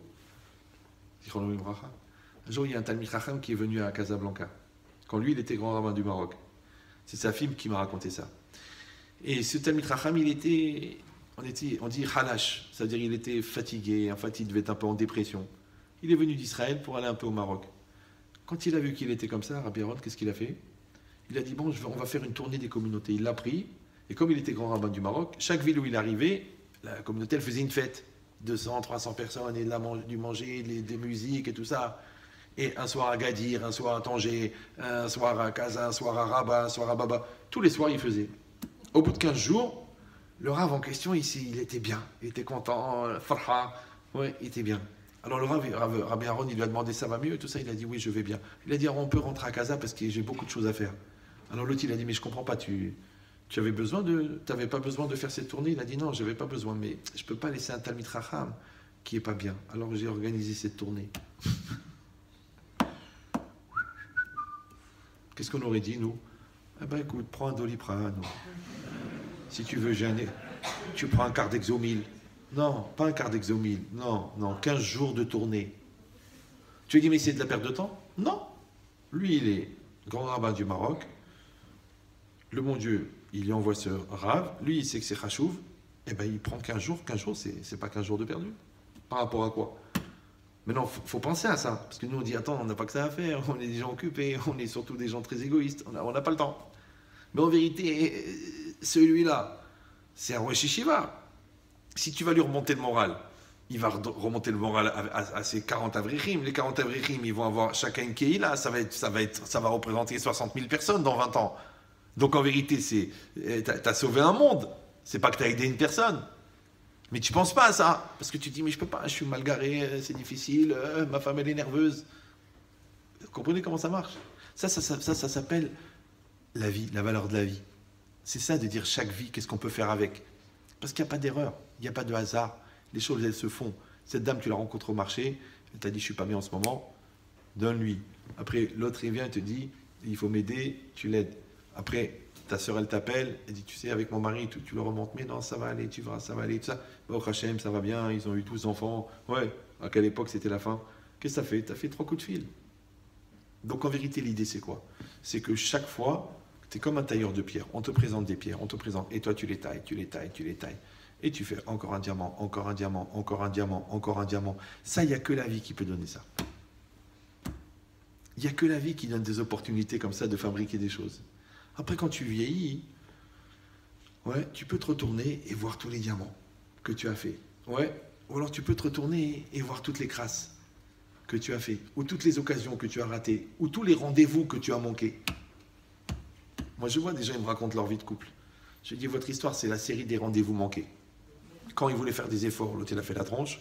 Après, l'autre, elle a pris de la maturité, il lui a dit, il faut que tu payes pour les années que tu n'as pas compris. Il faut coordonner les montres. Vous vous engueulez en même temps, vous discutez en même temps, vous vous expliquez en même temps, vous vous réconciliez en même temps. C'est bien. Ouais, et bien c'est pareil. Hachem, il a donné le Shabbat, fais le Shabbat, c'est l'heure. Il y a l'heure du Krat Shema, fais le Krat Shema. Tu fais le Shalom avec le bon Dieu. Maintenant, il y a de quoi étudier la Torah. Tu as Villeurbanne. Si tu me dis, j'ai été perdu dans un village à 160 km de Saint-Étienne, en Corrèze, je dis le pauvre, Onès Rahamana Patré, c'est pas grave, c'est déjà bien s'il écoute une vidéo sur Internet. Mais toi, tu habites à Lyon, il y a des Kolélim, il y a des Batamid Rachot, il y a des Tamid Chachamim, il y a un Dayan, tu étudies pas la Torah? Mais t'es fou, toi, t'as pas peur? C'est chaque minute. Qu'est-ce que tu peux faire avec une minute? Moi, j'en ai un, là, il me court après pour qu'on étudie tout ça. J'ai dit, bon, écoute, ok, on va faire du Nefesh Hachaim. Alors, j'ai fait dans la voiture. La vérité, j'avais envie de vomir, parce que quand tu lis dans la voiture... Après, j'ai dit dans ma tête, on peut faire ça tous les jours. Vous savez, Raphaël Kanevski, il avait 17 chavrotot par jour. 17 personnes avec qui il étudiait. 1 heure chacun, vous avez compris combien il y a d'heures dans la journée? Ouais. Alors, quand est-ce qu'il mange, quand est-ce qu'il dort? Bon, on va dire, lui, c'est une exception. Ok, alors essaye de faire 2 heures par semaine. Mais rien. 3 heures de télé, c'est normal. Il faut bien savoir ce qui se passe dans le monde. Mais 1 heure d'étude, c'est la mort. Je rappelle, pour ceux qui ne sont pas au courant, qu'au Lamaba, il n'y a que de l'étude. Il n'y a pas de téléviseur, il n'y a pas de saga, il n'y a pas de série, il n'y a pas de film. Et celui qui croit qu'il y a 72 hôtesses qui l'attendent, c'est une autre religion. Il n'y a que l'étude. Maintenant, ici, tu apprends à aimer ce que tu vas pouvoir apprécier là-bas. Mais si ici ça te saoule, comment tu vas l'apprécier là-bas? Vous y allez ou non? Si déjà le rabbin, quand il parle 10 minutes, tu dis pourvu qu'il sait tout, comment tu vas supporter un chiour de Rabbi Shimon Bar Yochai de 600 ans? Tu dis, c'est pas possible. Pas 600 ans, 1 heure et quart, Bekoshi. Oui, tu vas revenir, ouais. Vous comprenez cette logique ou non? Donc, Bezrat Hashem, qu'on arrive, et moi le premier, à apprécier chaque seconde, ouais, et qu'on ne fasse pas les imbéciles, que quand on perd les êtres chers, on les regrette, que quand on tombe malade, on pense à la santé, ouais, que quand on a volé, on réfléchit à l'honnêteté, qu'on soit un petit peu chacham, et zéou chacham awetanola, de faire les choses en avance, pour être capable de profiter de chaque seconde.